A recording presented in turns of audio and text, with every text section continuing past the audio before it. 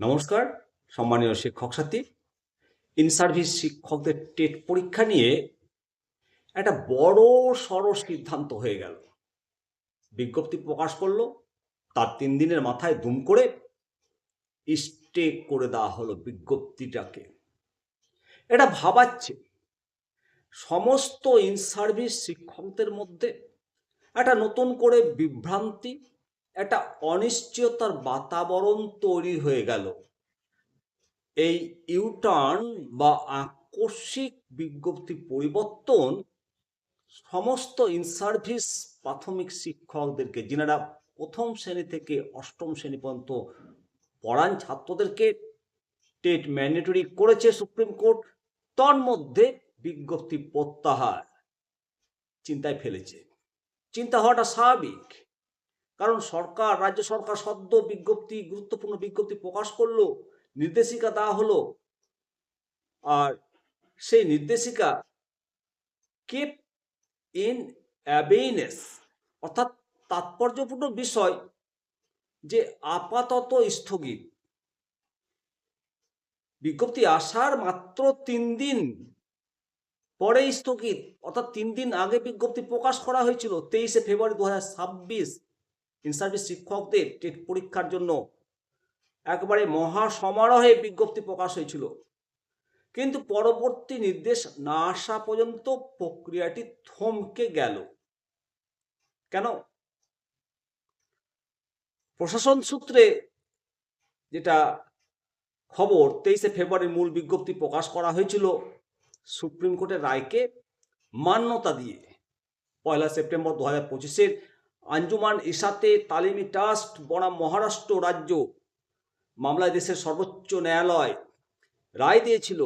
তারপরে ভিত্তি করেই জম্মু কাশ্মীর সরকার কর্মরত ইন সার্ভিস শিক্ষকদের টেট নেওয়ার উদ্যোগ নিয়েছিল।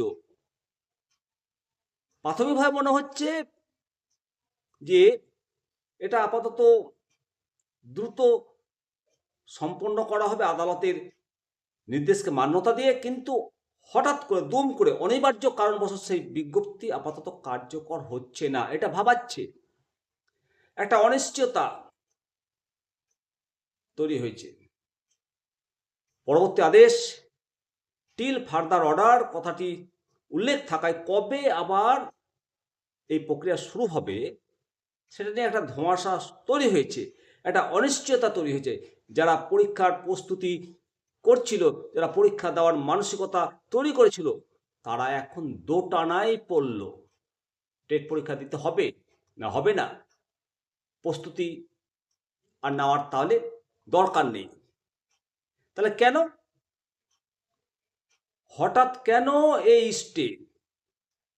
তার কিন্তু কোনো স্পষ্ট কারণ নোটিশে উল্লেখ নেই।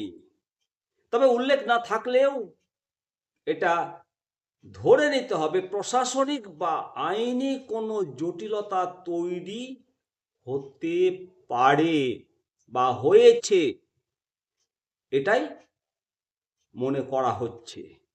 আপাতত সংশ্লিষ্ট দপ্তরের পরবর্তী নির্দেশিকার দিকে তাকিয়ে থাকতে হবে ইন সার্ভিস শিক্ষকদেরকে। তবে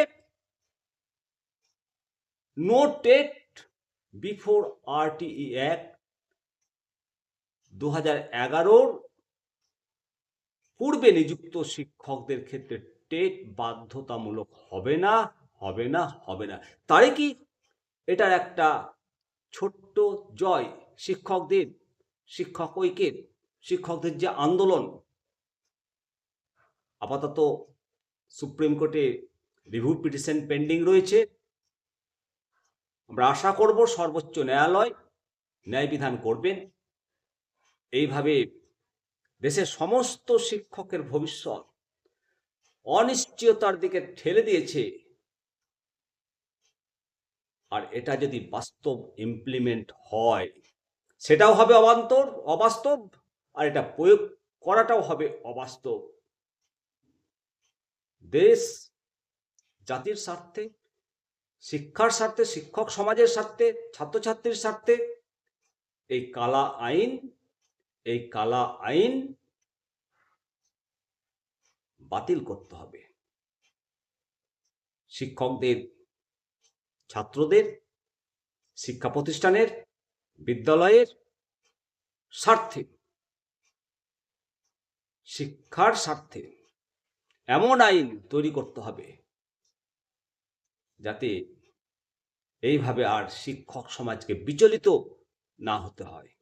অবশ্যই সমস্ত শিক্ষক মণ্ডলী, সমস্ত অভিভাবকবৃন্দ, আপনারা আপনাদের মতামত জানাবেন এবং no TET before RTE act comment সেকশনে কমেন্ট করবেন। ভালো থাকবেন।